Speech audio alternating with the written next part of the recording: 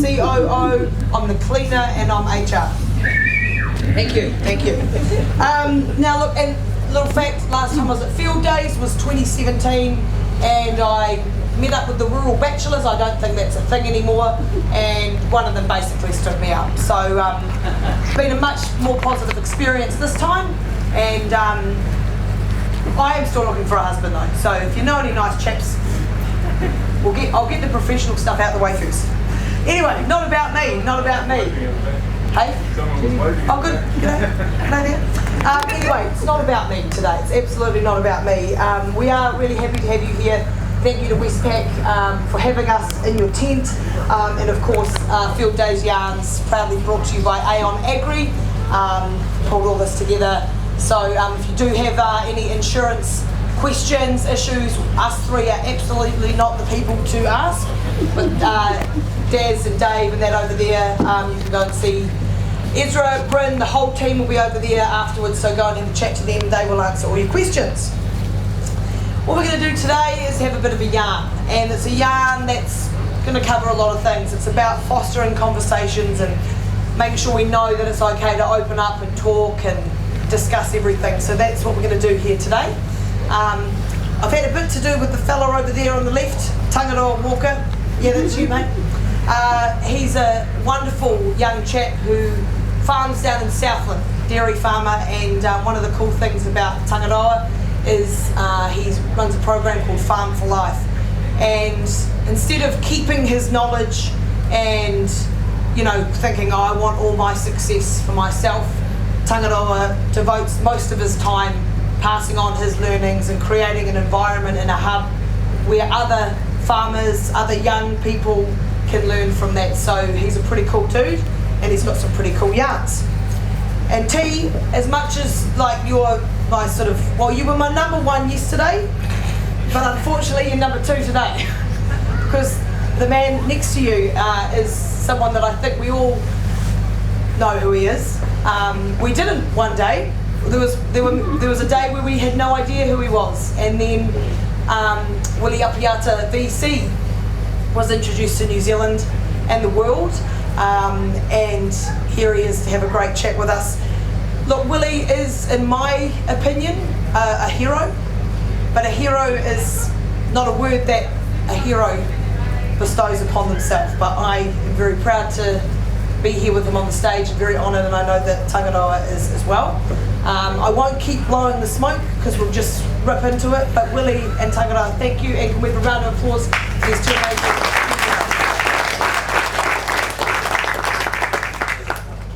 Willie, I want to start, it's been a while since you've been a soldier, but I want to ask you, can you remember your first day? Can you remember your first day as a soldier?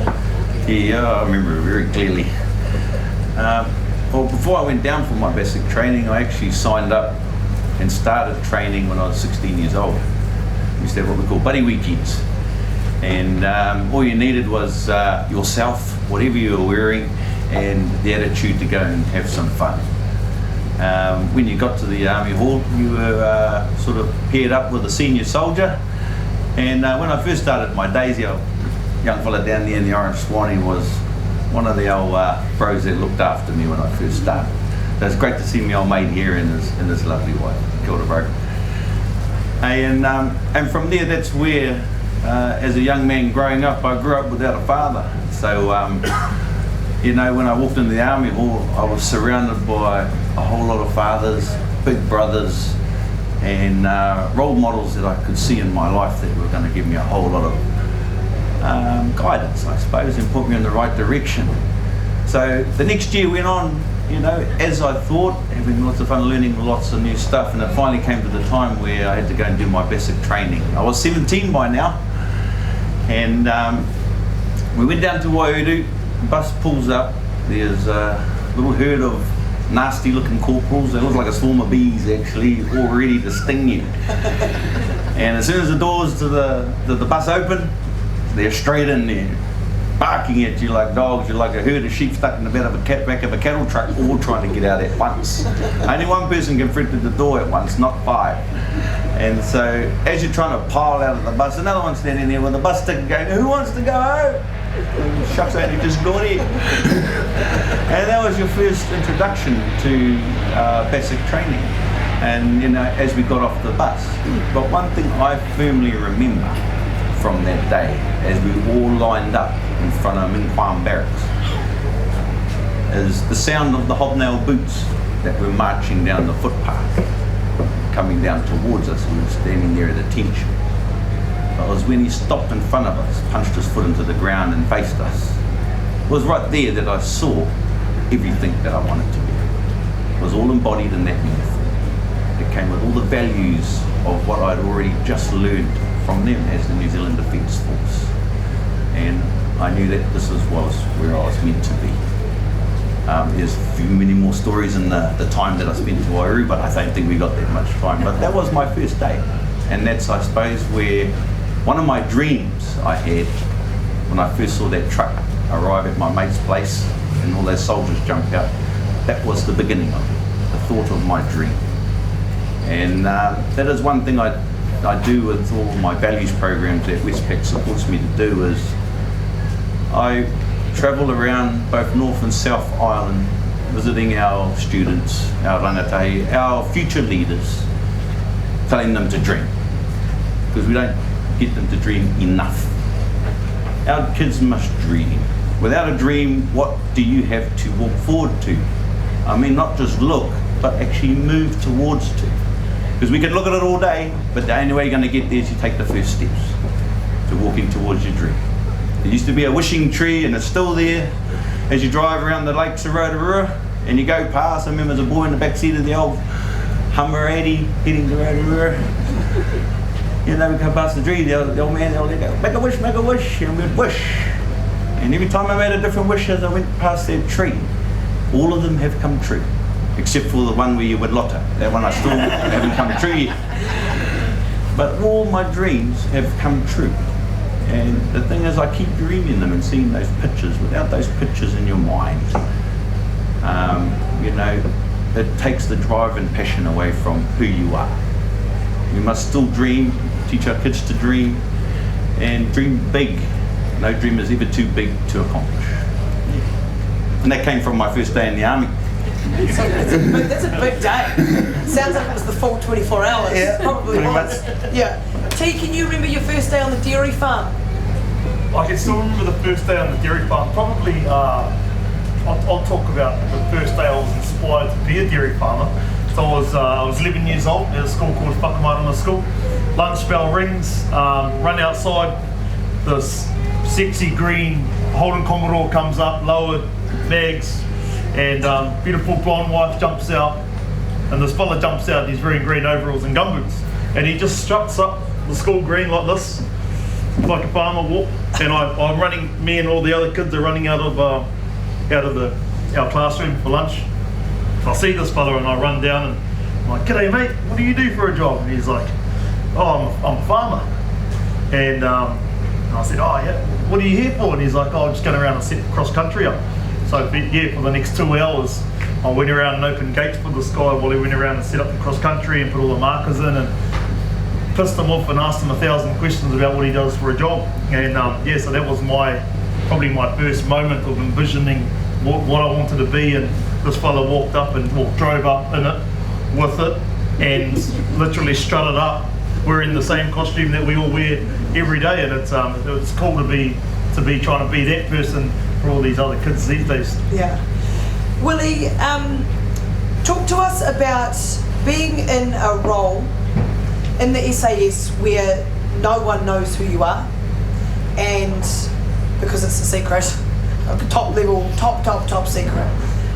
You're doing your job, and then you're rewarded for doing your job, and all of a sudden, every single person in New Zealand knows who you are, and being quite a private person, how that was to navigate. Yes, that's a big one, all right. I suppose close your eyes. Everybody close your eyes for a moment. Yeah.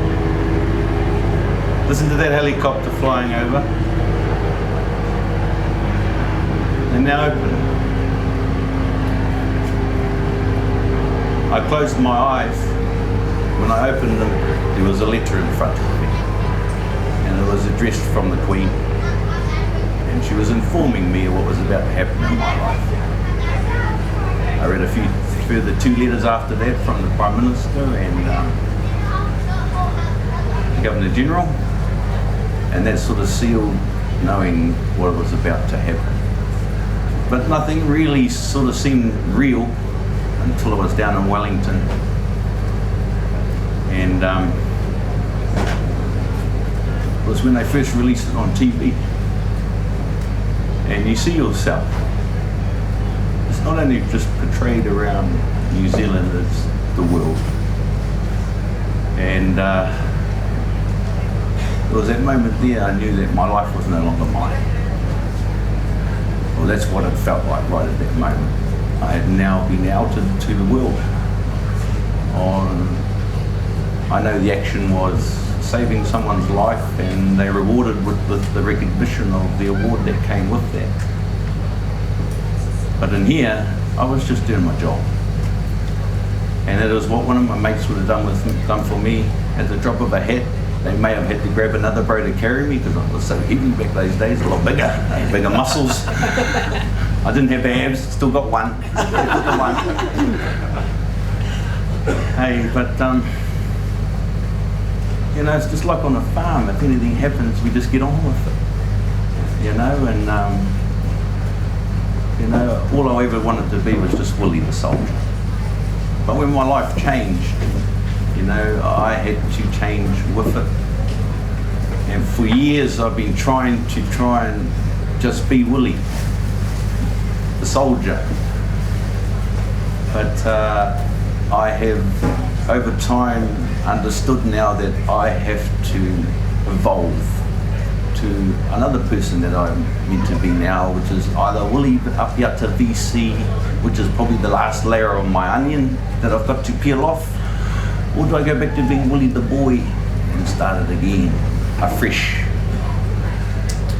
And you know, it is tough because I was surrounded by what I call a lot of fathers that were giving me all the best intentions and what they thought was right, but at the end of the day, for me, I do everything on a feeling, and the same with my horses. Everything's on a feel. So through the majority of my life, and since they gave me the VBC, I have done everything on what my gut tells me. You know, my inner instinct and the values that I've learned through my life. And that is what's given me the pathway I have. You know, Sophie Pascoe told me about, informed me, and she has what she calls her swimming lane. She's a very amazing young lady, and I combined her swimming lane with the values that I have. You know, and if Paul, you got the swimming lane, it's got a black line that goes all the way down the middle with a couple of ropes on the outside. Well, those ropes are your reflection. The lane in the centre is the values you have wrapped around yourself to help give you guidance, to measure you, and they must resonate with you. So that when you hit the rope and it has a bit of a wobble, you've got something to pull you back to the centre lane and continue on your path that you're getting. You know, I have my values. My first value is my family comes first in whatever I do. You know, when I first joined the SAS, my family comes second. If I was asked to do anything, I would say yes, and my family would be the second priority of my life because I was a soldier serving my country. Now they're back to number one. My second value is the institution of the Victoria Cross and the responsibility and the honour I have towards the award. And what that does for me is, you know, it is the expectation on how I am meant to be now. My behaviours. I can't go to the pub now, which I used to love, hop on the table and sing and dance and all of those things, because I'll end up in the paper and there'll be some slogan underneath it, Willie Apiata falls off the table drunk, or something like that. So, you know, from the day I got it, major things in my life didn't happen anymore. And I had to adjust everything and balance everything so that I still did have some personal life that I could do. But with anything, it's like you open the box of chocolates, you never know what you're going to get. But as soon as you bite into it, it is the flavour and the taste that you expect to have there, that you want. If you understand what I mean. You know, the flavour of that chocolate will point you in the direction that you want to go, whether you want to take it. And if that chocolate don't taste so nice and you don't want to go that way, then it goes into the rubbish. You know, so I do everything on a feel. I use all my senses, and I've learnt that from being a soldier, being a brother, being a partner, and being a dad. And for me, the toughest thing in my life is just being a parent. Joining the SAS is easy, I tell you. But until you have children, I've got sons of anarchy. I tell you, they will measure and test every emotion and sense that you have in your life as a mum and dad. You know, and I talked this morning about, because I'm a horseman, I do a lot of stuff through horsemanship. You know, we have big leather straps that run down the sides of the necks called reins. But the thing is, I finally realised just for myself, from my own personal reflection, is as my boys have grown, my reins are getting smaller and smaller and smaller. I got to a point where my eldest boy was growing, and I was pulling on his reins so hard that they broke. And I realised that my young fella was turning into a man, and he didn't need dad so much all the time. And that is a hard thing to understand. So my reins went from a big, huge strop of leather to a tiny wee piece of cotton that you shred through a needle that I had to hold on to. And that's all the adjustment I had. And what that showed me was all my son needed was just dad as a father, as a relationship. And if he wanted some advice, that's all he needed. And he just needed to know that whenever he needed dad, I was there. And that was it. And we have the most beautiful relationship, because my eldest boy missed out on me. I was in the regiment when I had my eldest son, and I missed out on 10 years of his life. But the time that I've been home now, we have the greatest relationship, and I've learned so much. And now I take those reflections, and now I've got to deal with the 9 and 7-year-old, which is a whole new kettle of fish. But the thing is, and with life is, and like you say, getting to see how it changed my life. And you know, there's our values and everything, but approach everything with a bit of kindness, you know, and a bit of love. And through those two things, the only thing we're all looking for is a bit of peace and harmony. Hey, but not so much stresses and pressure on us. You know, and I use my beautiful animals down the back of my paddock, my horses, to help me find the release of all the pressure that happens to me every day. Because if my horse goes the wrong way, it's because I gave him the wrong information. But if I give my horse the right information and I apply pressure to him, his release point is going in that direction. And when he heads that way, I relieve all the pressure, and he faces me and goes, I understand. And it's just like our children. Our children only go the wrong way is because we give them the wrong information, or they haven't got the desired information to go the right way. And that's our job as parents or grandparents or uncles or aunties, whoever looks after our rangatahi, is information. You know, a young person will always go that way, the wrong way, as if the information is given telling them that's okay. It's not until they finally realise that someone's telling them it's not okay. But it's surrounding them with that information to make that well-informed decision. And you can do that with kindness and a bit of love. Because if you put that around them, why wouldn't they want to do it? Okay. Couple? T, I think talking about you and when you've got a young family and you've got another wee mate on the way, but if we wind back the clock and think about when you were a wee whippersnapper, and you know, your upbringing wasn't easy, and you moved from foster family to foster family, moved with an aunt and uncle to whakamarama. That's where your passion for farming. You went down to the old mate down the road to his piggery farm, started working there, went to the next farm, started working there, started earning some coin when you were 14. Talk to me about how your upbringing and the lessons you learned along the way and taking your own initiative shaped you and the decisions you made.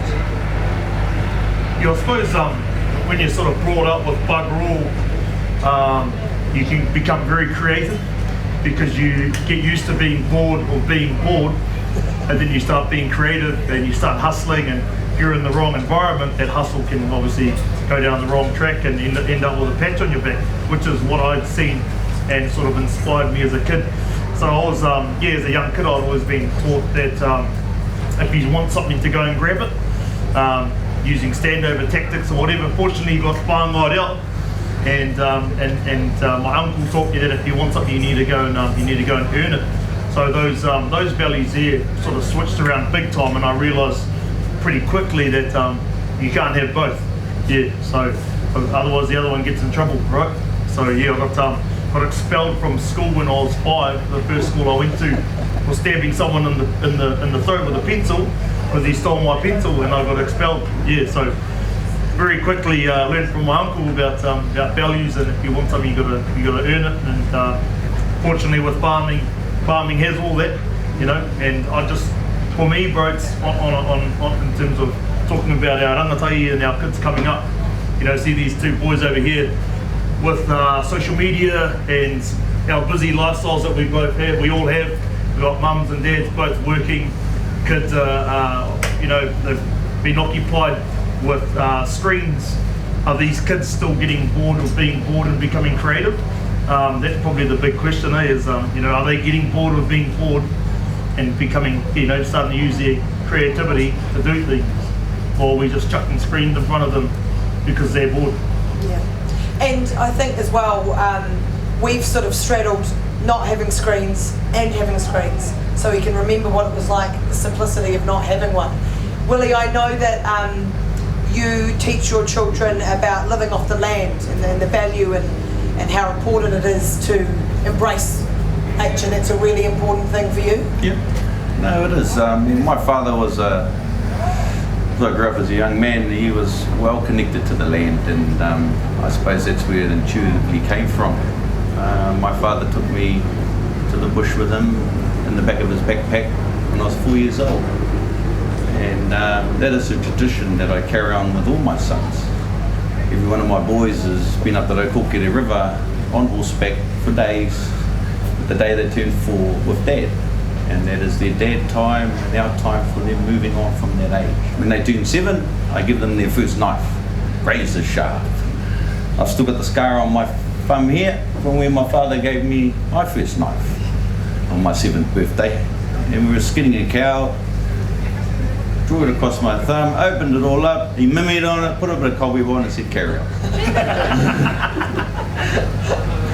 But that's what it's just traditions, eh? And my father's a big believer, you only take enough for a kai. And if you did get a little bit extra, it went out to the whānau in our community, into the village. And you know, you always give back. And that's what it's all about, we nurture it, you know, because what's underneath our feet, not only does it give us warmth, it gives us shelter, it clothes us, it feeds us, it nourishes every single thing that us as a human needs to live and grow. So we have to look after it, eh? It's our field. And for my boys, they learn the same. And the thing was, for them as well, is when times get really hard and their pockets are empty, they will never go hungry, my sons. They know how to mahi a kai with their hands. They know how to do dishes. They know how to do washing. They know how to do cleaning, all the normal general house duties at a home. We have room inspection every morning. Really? Are you serious? And the 7-year-old has got the tidiest room you can imagine. As for his other brothers, well, they've still got what I call, you know, things to check up on you. You know, they got a lot of room for improvement. Even the 18-year-old, he's the worst. But it is constant, and they just know that every morning it's routine. And you know, living off the land, being connected to it, we should all be connected to the land because we all live here. Hey, whether we're in town, just out of town, or rurally. You know, our beautiful New Zealand, Aotearoa, is the best country in the world. And you know, even though we sit down the bottom of nowhere down here, hey, it is a good place. Right? Not many people can see us, but they know a hell of a lot about us, eh? Because for such a small country, we do so many things above here. Why? Because we've learned to do so much with bugger all. Hey, the old number 8 wire, ferry, everything like that, you know, is who we are. It's not about the shiniest stuff, it's about the stuff that comes from in here, and then at the end of the day, it's all connected up to walk forward. Yeah, go ahead. Talk to me about, I think this will merge into two, your kids and Willie Apiata, the dad, and Willie Apiata, VC. What do they understand, and you teach them about the honour that has been bestowed upon you? Aye. Yep, old Barton Ray, he's my eldest. When I first went to his school when he was about 5, because part of it is educating my boys, because when I'm no longer here, someone's got to carry the old man's awards around and walk in his footsteps as well. So I'm preparing my boys, you know, with knowledge and education, so that they've got some foundations under their feet. But when I first took the award in, all the kids go, "Oh, look at all the money!"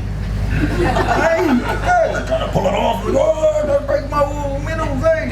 So they are worth a lot of money. No, it's not money, but you know, that's just our young people. You know, their creative minds. It's one thing. It's something shiny as money, and then I sat down and I talked to them all about it, you know, and where they come from, because the awards they tell the story of your service, what you've done, where you have been, and who you've been there with. You know, this one here says I've been my general serviceman. I've been on operations. That one there's for East Timor, and this one here with the blue stripe, that was we're in East Timor with the United Nations peacekeeping force. The next one there, that's for Afghan. When I went to Afghan for my very first tour just after 9/11, Operation Enduring Freedom Concord. The next one there was my next tour to Afghan, my next 2 tours to Afghan, which was part of the security forces in Kabul. And then this one here is when the Queen had her anniversary, Diamond Jubilee. So every time the Queen has an anniversary, the VCs get another award. And when the King gets coronated, well, then we get the Coronation of the King award that gets sent to all the Victoria Cross holders. And the last one here just recognises my service in both regular force and territorial force. And so that's my story. So every soldier you see, no matter how many medals he has, but it tells the story of his service. There's a gentleman by the name of Keith Payne, VC. His awards go all the way up to about here. He's got about 3 pins to get him across his suit. Now they've stacked them all up on top of each other so that they just sit here. But they wreck the hell out of his suit. But the thing is, I give them out to everybody. Here you go, bro. Pass them around. And I give them out purely because I gifted them to the people of New Zealand. You know, they didn't belong to me. I wasn't the only one out there that day that was on the same bit of sand where the incident actually happened. Well, my mates were there with me as well. And I could never have got back with the 2 bros without them. You know, so everything is about just looking after us. We're just doing our job. You know, so for me to give that to the country, it was also so that I didn't carry it on my own. I had the support of all the nation and its people within it that sort of carried a little bit of the weight as well, because it is very heavy. When Anad Satyanad pinned that on my chest, it was the heaviest thing I've ever carried in my life, because of the weight of responsibility, the honour, and the people that have worn it before me. You know, so shucks, what was I going? I just lost my train of thought there. Well, I was lost with you, so, but yeah, you would, I mean... We're talking about the award, Jesus. No, but I mean, it's so amazing that you do. I know. You left it here before and I thought that he'd gone, and it was like, but it's amazing that you do that. Well, the thing is, we had our VCs get taken a long time ago, but they all got given back. One thing I've always done, everywhere I go, is I just give it to people. And no matter where I've been, it always comes back. We were the last event we were at, I was at the Ice Sport Foundation sports thing with Richie McCaw and Dan Carter, and there's about 650 students, and we gave it out, and by the afternoon the medals finally arrived back. And the thing is I give them out because when will they ever see them again or be a part of it? Who has actually got to touch a real VC? That is the real one, no plastic one, that's the one the Queen gave me. You know, it shouldn't be stuck in a glass case. It should be out there somewhere where people can find their own connection with the Victoria Cross, their own people that are served overseas, their own whānau. And you know, they'll find their connection and what resonates with them. And not many people get to meet a living VC. You know, there's not many of us. You know, there's only 9 living VCs throughout the world at this point in time. The eldest of us is John Cruikshank, VC, and he turns 101 this year. So he's inspiring us. Man, I got hope for me yet. Well, you were saying that you shaved your beard this morning, and you went, oh, that looks good. The youngie's still there. Yeah, well, I'm pretty handsome bugger to start with anyway. I love it, I love it. T, talk to me about Southland and working on a farm, because it's hard. It's hard work, it's relentless, and I dare say that there's a lot of people in this marquee that put everything else first. Their animals, their land, other people. How do you navigate that? Do you think that you put yourself first enough? I suppose we're so passionate. We're so passionate about what we do, guys. Freaking love our animals. We get in tune with the land.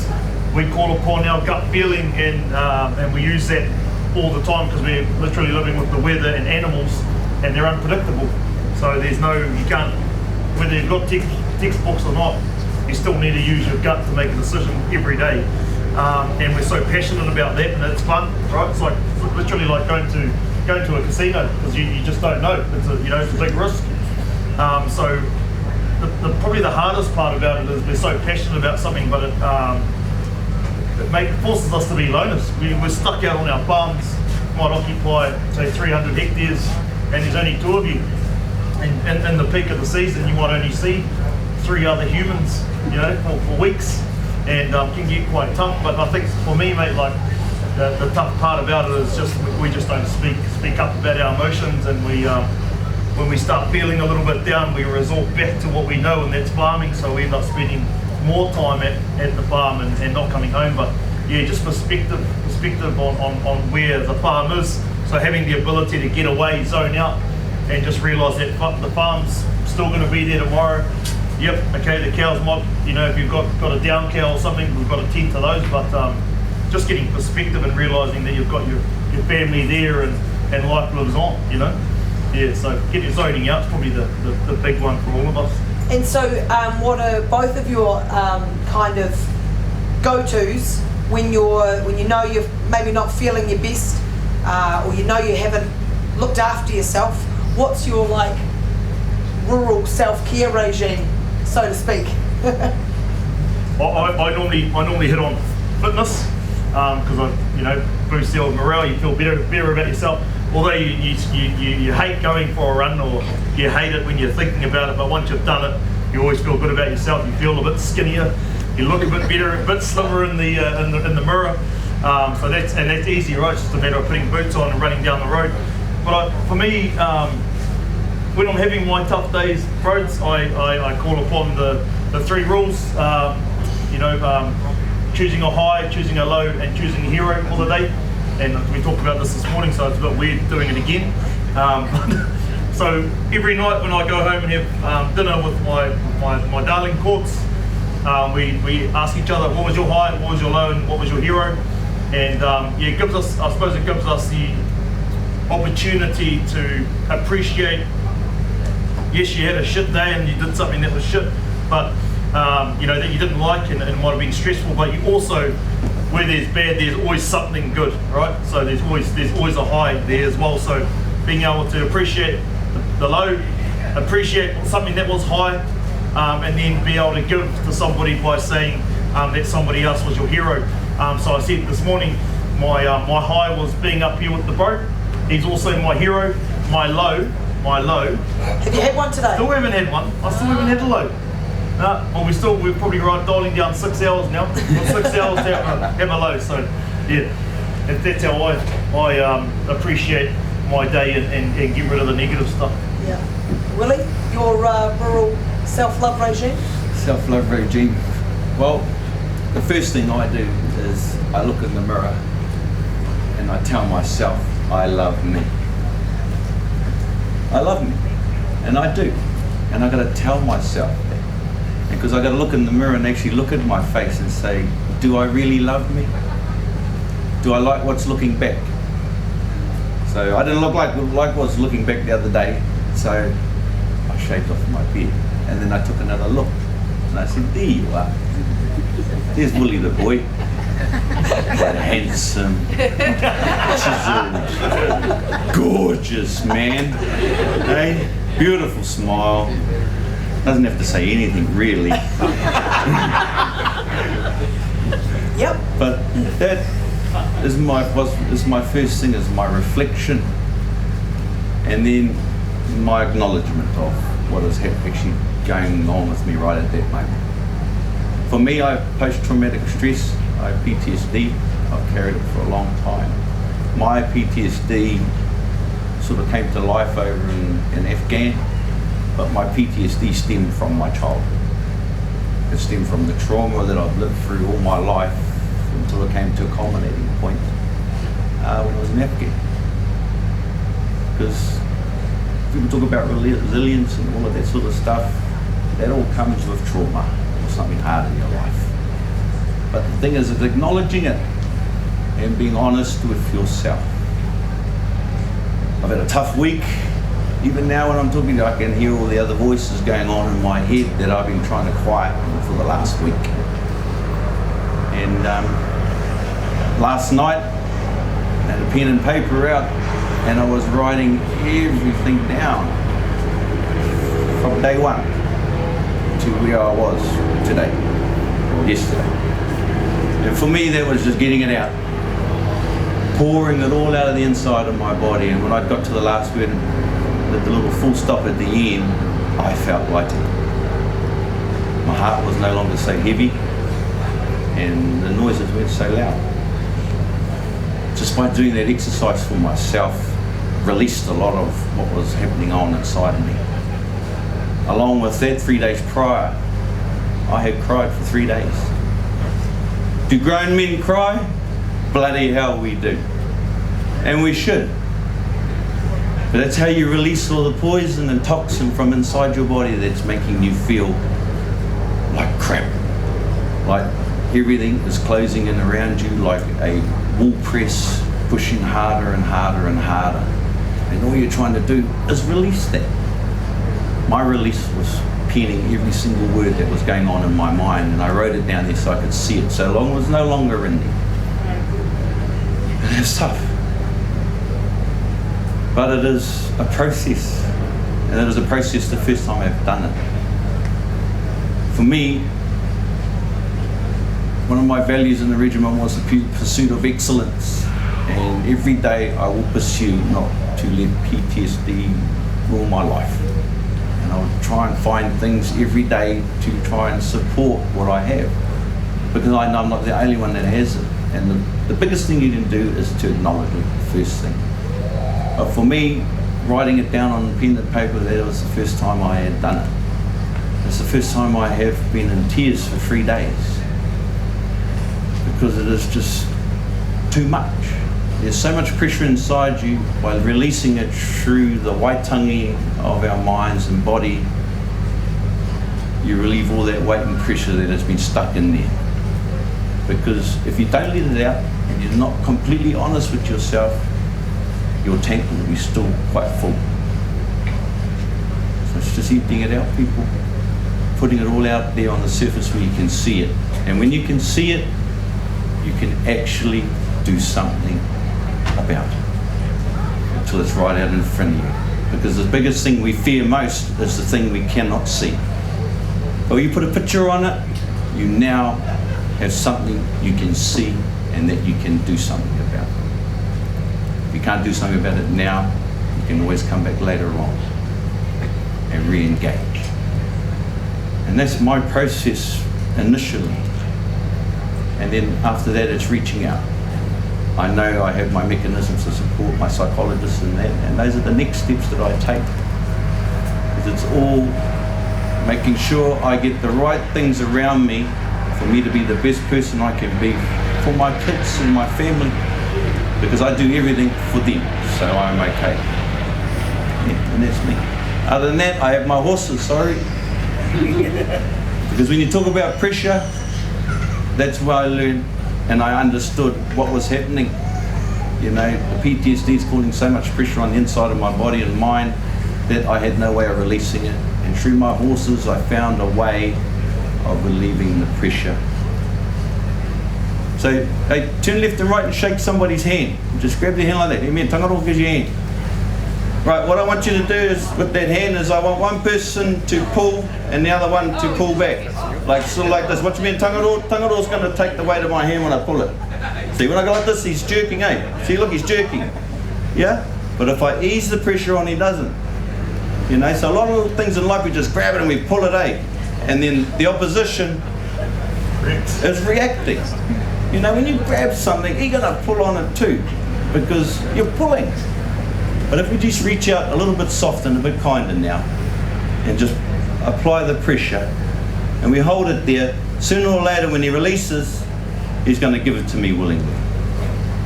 You know, so what I do with myself there is, instead of demanding it, I ask for it. And I say, please. And I find I relieve that pressure a hell of a lot better than when I was trying to force it out of my body. And I put the right information around me to be able to do that. So yeah, kapai. Tangaroa, don't wash that hand, will you? Honestly. I think what you've just said is so important, and as we know in New Zealand, it's no secret that we are in the midst of a mental health crisis, and how much of that is in the rural sector, in our rural communities, and how many of that are men. And so I think it's so amazing that we have these two men up here opening up and being so raw and sharing their feelings. And T, for you, you would see the effects of mental health issues in the rural sector, and there is work being done, but there's probably a lot more, but it starts with the conversations, right? Absolutely, mate. Absolutely. It's quite interesting, guys. Obviously, you know, we've got, I think we just hit around 250,000 followers on social media. As soon as I open up about my feelings or something like that, everyone just pours in theirs, and I'm like one person, and there's like a funnel on top of me with all of these emotions that come at me, and I've sort of got to address them all. So there's a lot of weight there, Brodie, to be honest, just around all of those issues that come at me, and I've got to, you know, direct them down the right lane and talk to these people. But I suppose everyone needs a bit of medicine. You know, yours is your horses. For me, I just ring one of the bros up and say, bro, we need to go for a dive. And I suppose what, for me, guys, I like free diving. Pissed off because the bros been out free diving and they shot a kingy and I wasn't there, gutted as. But so I love free diving, and I think one thing that free diving has taught me in my life is that when you go out free diving, you literally have to relax everything, and you can see an opportunity, and those opportunities only come once. And you can, if you go down and have a shot at a kingfish or have a grab at a crayfish and miss it, you're never going to get that opportunity again. So you have to like time it. You've got to slow down. You've got to relax. Bring your breathing right down, because you can shoot down there and have a crack, or you can be really tactical. Take some time. Go down slowly. You can't kick fast, you've got to kick slow in order to be able to be down there for a long time. So for me, mate, like, I just tell these guys to find your medicine and find something that you can relate to. That is your medicine, and relate it back to what you do at work. So when I've got some tough points on farm, I just get out diving because I literally have to, it forces me to be in tune with the environment and to relax and appreciate everything. So yeah, everyone just needs a bit of medicine every now and then. I'm just gonna, I've got some great questions from the floor, so I am gonna get to them, but it would be remiss of me not to geek out for a minute, okay? Because Willie and myself have something in common, and that's that I was in the territorial force of the army as well. As a little 17-year-old girl before, after school and between universities, so I've got one of the same medals. Obviously not the one on the right, but so I want to ask you, because for me, I can pretty much remember every single thing like it was yesterday. Being up in Wairu in the middle of summer and it was freezing, and I just want to ask you if you've got one of your fondest memories that you can share of your time in the army. Fondest memory, shucks, 23 years of fondest memories.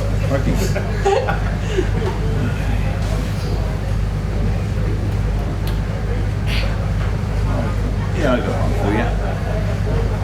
It was my second tour to Afghan, and we were out on patrol on our desert vehicles, long range patrol, and in the desert, down in the lowlands, she's as hot as anything. And on our cars, it was our first trip out. We hadn't made our little shelters that we had off the side, little lean-tos, so you can get a bit of shade when you park up. So used to hunker underneath the vehicle, crawl underneath the Humvee and get a bit of shade. Well, I was under my Humvee one day, and my Māori mate come over and he shimmied in next to me. And we're underneath there shooting the breeze, and enjoying the shade. And has anybody ever seen what a camel spider looks like? They're about that big, and they got their skeleton on the outside. They are the most freakiest looking, and they are a carnivorous spider. They're flesh-eating spiders, so you know, they're nothing like a good chow down on a human at night while you're sleeping or anything like that, and you wake up and go, shit, I got a hole in my arm. Hey. But well, one of these spiders came across the desert and decided I wanted to come under the truck and share a bit of shade with me and old merry mate underneath, and well, I looked over and I said, oh, check that out, bro. Wow, he went, first time I seen the Māori, a white Māori. But all I saw was like this little spirit figure. He was gone. He left me. And I shimmied out underneath that Humvee, and shit, I never slept on the ground for the rest of that patrol. And I ended up back on the ground though, because you know, in the event where the award came from, the first round that was fight was actually what blew me off the bonnet. So shit, there was bugger all places I could sleep after that, so I had to go back to the ground. Yeah. So you know, that's a little story from the area about camel spiders, because I hate the bloody things. Yeah, scary. Interesting. Oh, well, I'm scared of spiders, so there's two things we've got in common now. Whoa! Anyway, keep cool. I've got some wonderful questions from people in the audience, and the first one actually, T, is I'm just curious as to the fact that you're the dairy farmer and you've got the shiniest gumboots. Could you explain yourself?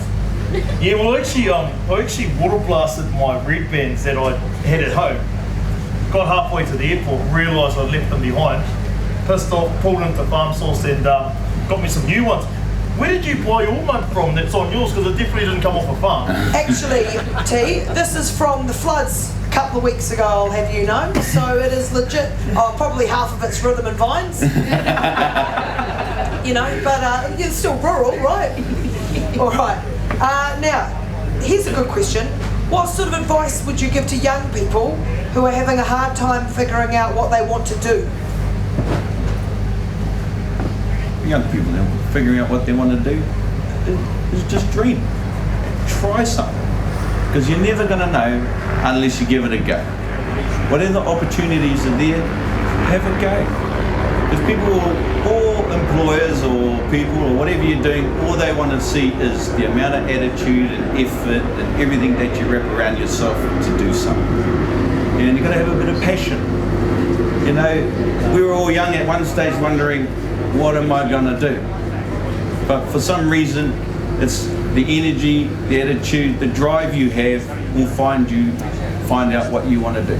As I grew up in life, my first job I ever had, I was a shepherd. That's what I thought I would live and finish up as a shepherd on the farm. But since then, I've worked in farms, forestry, kiwi fruit. I've sold vacuum cleaners for Kirby Home Care Centres. There's a few in Kawerau, Rotorua, Tauranga, Coromandel, sold a lot down there. Thames, oh shucks, I got like cash ones. I sold one to Liquorland down there. It was good. I was a truck driver, I've sold books, I've door knocked, I've done so many. I've worked on van line removals, I've done house moving, work sites, you name it. I've been a fisherman, commercially, crayfish, long lining. But there will be 1,000,000 jobs or 1,000 or just that one that actually scratches the itch that's been bugging you for so long. And when you find it, you go, shit, it's not itchy anymore. You've found what you really want to do. So there is no really magic bullet, but there is what do you want and the drive and the support you have where you are at that point in time. Because for me, I was down the coast, there is bugger all opportunities down there. Zero, why? Because information does not travel that far. Opportunities do not travel that far. If you want opportunities in our small rural areas, we usually have to go out to find them. We usually have to get out of our communities. And I was getting the question before, how do we look after our rangata and get more stuff down to get them going the right way? Well, for me, the magic bullet is you go there. Because we all have the expectation of making our people go somewhere else. Do it in their locations. But opportunities are many. But it's like our bro said, it's the opportunity missed is the one that could have solved everything or given you the opportunity to go further. In the army, they always go, have we got any volunteers? You'll see guys put their hands into attention mode and don't move that arm. But for us, me, it was always put my arm up because it was an opportunity. Down in Gisborne at Sponge Bay, we got our range down there. We used to do our firing. We run all the way from the army hall just to sober up enough to be able to fire our rifles. And we get down there, the first thing they say is, we need a volunteer, arms up, right, gallop this flag to the top of that mountain. And put it up there. Yep, no worries. Keen as mustard up to the top, Well, the opportunity was, what an amazing view I could see from the top of that feature, all of the coastlands of Gisborne. And it was beautiful. And the boys laughed at me when I come down. I said, bro, check the view out. So next, another arm went up, somebody else doubled up the hill and he came back, it was amazing. So every time you think, I don't want to be the person, put your arm up, volunteer, even if it's just sweeping a floor, cleaning a toilet. You will never know on the opportunity that you just missed. And that's what it's all about. Cool. T, what's the funniest thing that's happened to you on the farm? So I'd been down at my job for a week, met the husband and wife that I was working for, didn't wake up till my alarm clock, got up finally, grabbed chucked my gumboots on and run down to the cow shed with my overalls on my arm naked. Got to the cow shed and the boss had obviously asked the wife to milk with me. So I ran in and I'm like, oh shit. Come back out, got changed. So that's probably the funniest thing that's ever happened to me. Seen some funny things, but we won't talk about them here. Well, all you need when you go milking is you. Clothes off. Yeah, easy to clean, easy to clean. Was it a cold morning? Hey, a very cold morning. Every morning seems to be a cold morning. Look, I'm going to answer this one because it says, Brodie, do you remember your first day in the army? And I do. And I remember getting off the bus and it was about the 2nd of January and I was 17 years old and all my mates were getting ready for uni, so they were passing up and I was in the middle of nowhere and I thought, what on earth what am I doing? But I will always forget the first thing that the warrant officer said to me, well, to a group of us, was stand up tall and proud like a lamppost. A dog should want to piss on you. So I've had good posture, right? Yeah, exactly. And I've had great posture. And don't you waver when he puts his leg up. So yeah, that was my. I love it how they obviously just rolled them out every time. I wonder if they still do. Brilliant. Now, Willie, what was it like meeting the Queen? there's a few questions here. Oh, hey, oh, Queenie. Hey, guys, she's a cool lady, I tell you that much. Well, my mum's met him that many times, they almost text each other every day, eh? No, the Queen, she's an amazing lady. I first met her in Scotland at Balmoral Castle, her holiday home. And it's a bit of a story to that, because the night before is usually our final dinner with the Victoria Cross holders and all the George Cross holders. So we have our final big feed and a few beers together. Well, shucks, we didn't finish our beers till about 4, I think, in the morning, 4:30. And then we caught our plane at 8 o'clock to Scotland. Me and my 2 bros, my mentor and one of my mates, the guy I actually carried out of the battle. And we got to Scotland, got off the plane, and we're just still dressed in our sort of mufti clothes, and we got in our hire car and we drove out to the driveway of Balmoral Castle, and we stopped there and we're still feeling pretty dusty. And we're there getting changed into our suits, put our medals and everything on to go and see the Queen, and we've all got our one leg for our trousers, no tops on, and this car drives past and we're like, oh, it's the Duke! Got him! He's like, the Duke. Oh, bless him. He's a lovely dude, the old Duke. And so we continued on and goes, oh, this is a good start to the day. Everybody's singing old Philip. So we got dressed, got all sharpened up. We still look as dusty as the day. And then we walked in, we drove into to Balmoral, and an RSM regimental Sergeant Major comes out. He's the piper. And he sets all the clocks and wakes the Queen up. He's her alarm clock. So we set an alarm clock on our phone. She's got a human one. He marches around, plays for no longer than 7 minutes. Anything over that, she'll poke her head out and go, cut it. And that's his thing. But he was there to take us through all the protocols before we met the Queen. So we went inside, and when you meet the Queen, you go in front of her, you shake her hand, you don't crush it. And, it's just a nice little bow. It's not a big old duck down or anything like that. It's just tip of the head, and once you've called her Your Majesty the Queen, and that is back to ma'ams and Jack. So that's easy. We're sweet with that. So it's time to go and meet the Queen. And there's butlers, maids, and everything lined up in the corridor. And you go into the room, and the first thing that you will meet is not the Queen. There's a whole pack of corgis come screaming at you, and they suss you out up your leg. Lucky you don't get pissed on. But the dogs come and suss you out, and the Queen's in there just all on their own. And I tell you what, she just makes you feel as comfortable as you're the only person in the room. And really relaxed.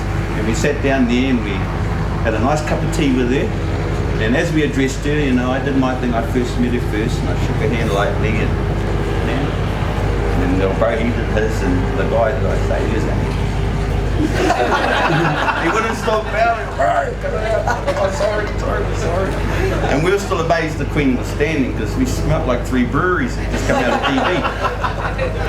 And we just started sitting down having a conversation, and still trying to pick up the cup without shaking and everything. And because their fingers, we've got big hands, and you can barely fit in the little handles. So sitting away having a cup of tea, we'd smash the top tier of the cucumber sandwich, which was amazing.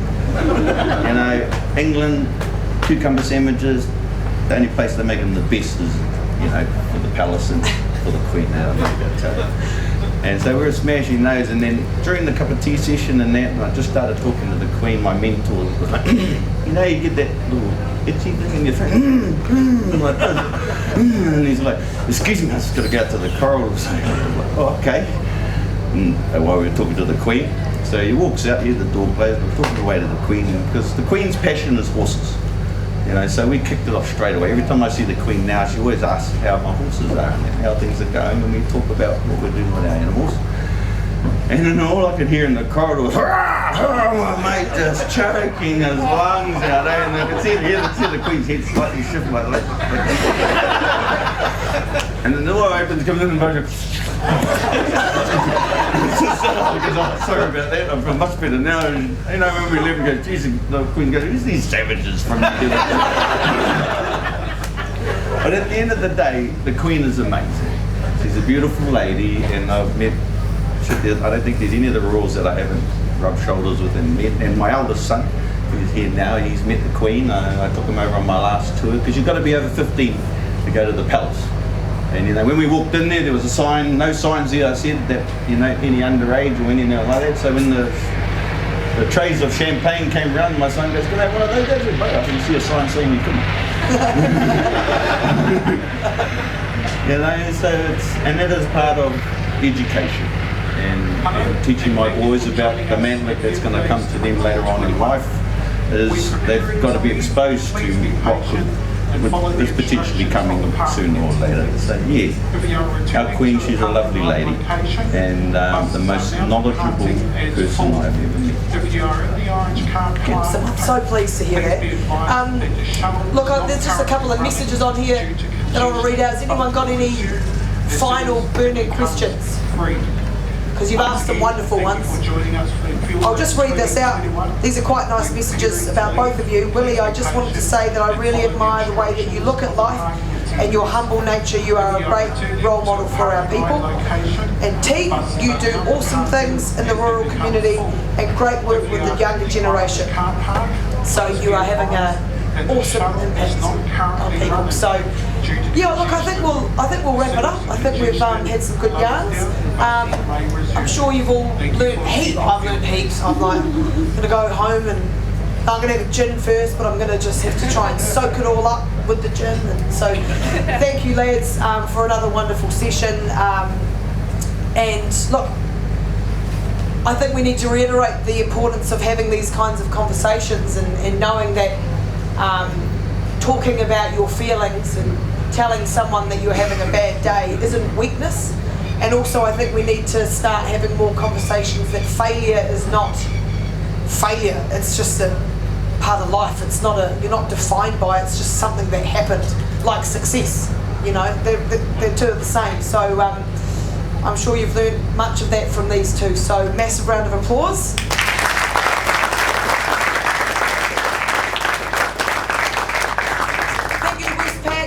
AonAgri, as I said, the lads are here over in the corner if you want to have a chat. If you're heading home this afternoon, travel safe. If you're heading to the pub, stay safe. And whatever you're doing, don't do what I would do. And that's really it. So thank you.